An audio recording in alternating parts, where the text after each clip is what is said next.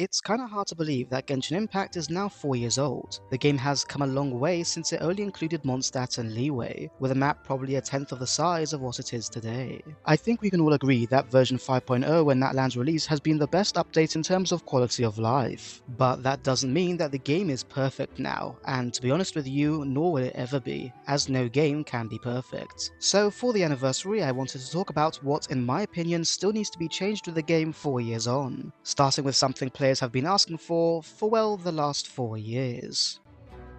If you are like me and still play Genshin Impact every single day, then in my opinion there is no reason to complain about Resin anymore, as it gets to a point where there's just nothing else to do with your Resin. Unless of course you acquire a new character, but once you build that character there's nothing to do with that character either. However, if you look at Hoyoverse's newer games, Honkai Star Rail and Zenless Zone Zero, they have very different Resin systems. In Genshin they've only recently increased the max stamina to 200, and the refresh rate is once every 8 minutes. However, in Honkai Star Rail and Zenless Zone Zero, you have a maximum of 240 stamina, with a refresh rate of once every 6 minutes. Additionally, both games now have a reserve stamina pool, which starts filling up after you've maxed out your stamina. So if you don't play the game for a week, you can come back and have a bunch of stamina waiting for you. Genshin should have these systems as well, just to keep up with modern times. Another thing players have been asking for is proper, repeatable endgame content. We did get Imaginarium Theatre a few patches ago, and to their credit they have been making changes to it based on player feedback. This doesn't change the fact, however, that you need a lot of units built up in order to play this mode,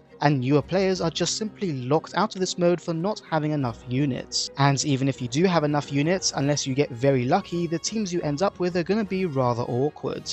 The elemental restrictions in this mode is just really frustrating, and I don't understand why they included it. What's even more frustrating is that Genshin previously had an event that would be perfect for an endgame mode. This is the Labyrinth Warriors event from version 2.2, and is, for all intensive purposes, a precursor to Honkai Star Rail's simulated universe. Each stage had 2 floors and various chambers on those floors. After defeating enemies within a chamber, you can choose between various different buffs. And between each chamber there are hidden traps which apply curses on you as debuffs as well. This event was honestly a lot of fun, and if they add it back to Genshin, make some more unique buffs, add environments for new regions, and maybe make it a bit more of a roguelike, I can see players enjoying it. Or they can simply re-add the Divine Ingenuity Dungeon Maker event and make it permanent. The reason no one talked about it the last time it came around was because everyone knew that it's just going to disappear in a few weeks, and if the event was permanent I'm sure more people would play it. And at this rate players can probably make better endgame than Hoyo can, so giving them the tools is all that they need to do.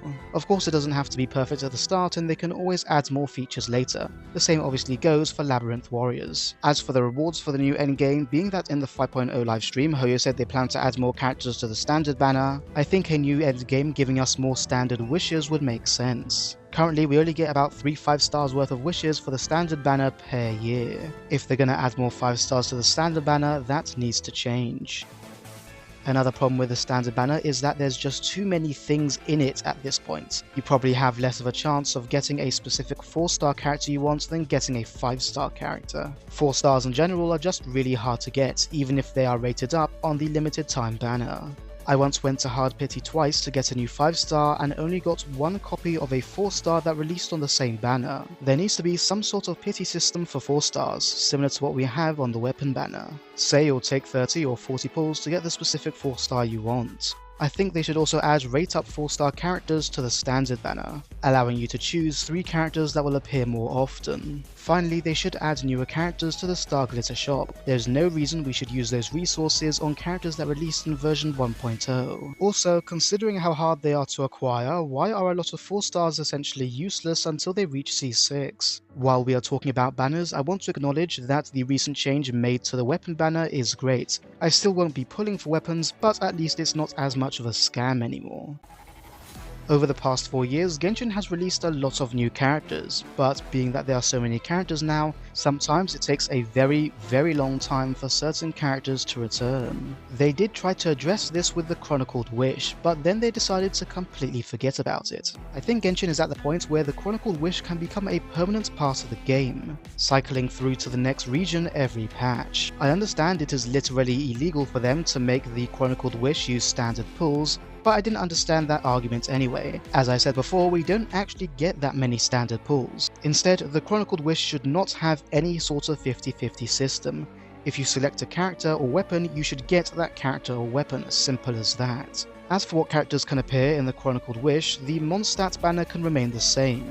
Liwei's banner can include Keqing, Qiqi, Child, Zhao, Shenhe, and Baizhu. Inazuma can include Yoimiya, Ito, Ayato, and Kokomi, and if you really need to make it 6, we can include the 4 stars Goro and Sara, as those characters don't appear very often. For Sumeru, we can include Tainari, Sino, Dia, and Wanderer, with the 4 stars Farazan and Kaveh in order to fill up the roster, and although it should not be added until version 6.0, Fontaine's 1 can include Lini, Wriothesley, Chiori, Sijuin, Emily, and the 4-star being Chevreuse. The Chronicled Wish should not have high pull value units like Nilu, Alhaitham, and Yaimiko, which is why we needed to add 4 stars to round things up.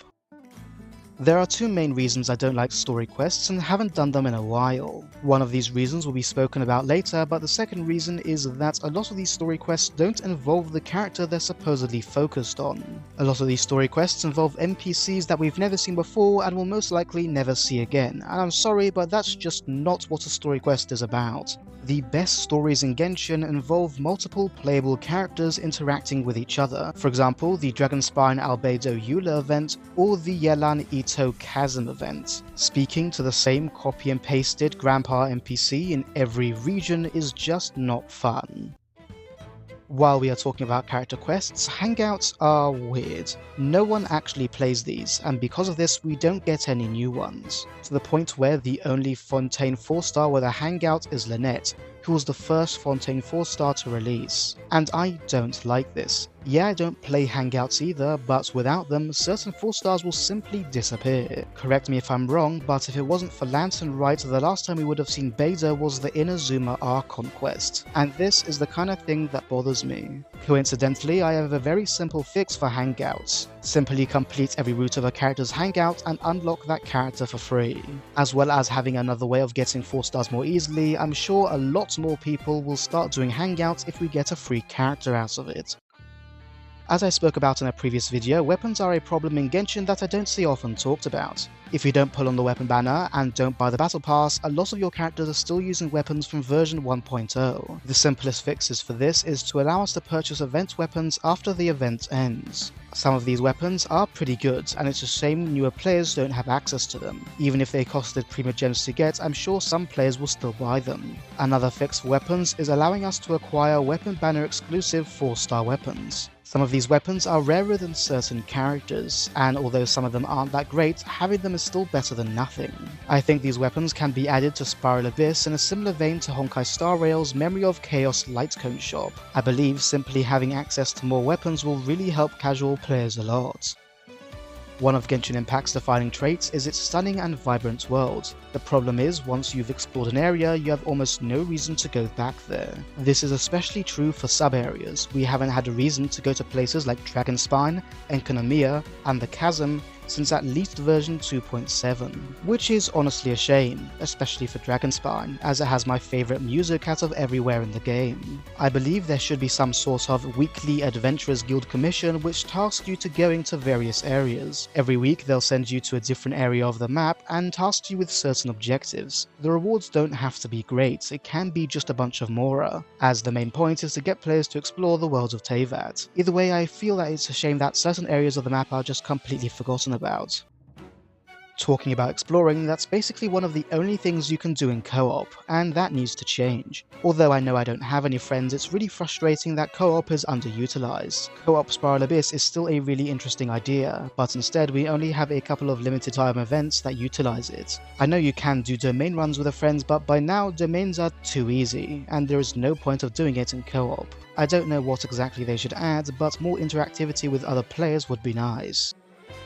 I don't know why in 2024 we have to wait for a certain day to get materials for a certain unit or weapon. The concept of time-gated resources was stupid when Genshin came out, but by now it's just kind of archaic. I should not have to schedule my Genshin play sessions over the week to build a new character. It just doesn't make sense. Only getting drops from a boss once per week is silly as well. We should have a system like Honkai Star Rail where, say, 5 times per week, You can do any boss you want and get the rewards, even if you're doing the same boss over and over again. When Arlecchino released, she released alongside her boss materials, meaning players had to wait 1 or 2 months until they can fully max her, which is again just stupid. While we are talking about resources, recently we had the release of World Level 9, which increased drops from regular enemies as well as bosses, being a minimum of 3 now, which is all well and good, but they haven't made any changes to ley lines. When I heard they were releasing World Level 9, I was specifically excited for the increase to ley line rewards. With Imaginarium Theatre, we are expected to level up a lot of characters, and that takes a lot of Mora and a lot of XP books. The fact that, contrary to the world level description, ley line rewards have not changed in World Level 9 is kind of frustrating to me. Another thing they recently added to make grinding easier is the Artifact Maker. This allows you to make an artifact and choose 2 substats, but requires Sanctifying Elixir to use. But as everyone pointed out very quickly, most players will use this to make goblets, and those cost 4 Sanctifying Elixirs. We don't know how many we're going to be getting of these in the future, but it may take 4 patches to get 1 artifact, and then it will still roll into defense. Sanctifying Elixirs should be much more easier to get, say allowing us to make one once per week instead of once per patch. Or if you want to keep the same price, allow us to choose all 4 substats. I know there was an incident involving a certain skin in Honkai Impact 3rd, but that does not mean you should not release skins at all. People are so attached to these characters that Genshin can remove all gacha elements from the game, introduce 10 or 15 skins per patch, and I believe they won't lose any profit. I know to make the world believable, they only release skins when it's related to an event, but there is so much potential in costumes that I honestly don't care about the immersion. The fact that 4 years on we only have 1 5-star skin says it all. They simply do not want to. Finally, we can't have a video complaining about Genshin without talking about the skip button. This is the other reason I don't play story quests anymore. It's just a bunch of NPCs and I want to skip their dialogue and I just can't. I also don't understand the advocates for saying that we should not have a skip button. Their arguments are just stupid. If you are that worried about the story, then we can have a system similar to Zenless Zone Zero, that gives you a short summary of what's happening before skipping. I think I'll leave it there for now. Of course, there are loads of other stuff we can talk about when it comes to Genshin, such as why we can't pet the dog or why there is still only 2 physical attacking units. But I believe if Genshin made some of the changes I spoke about today, the game would be a lot better.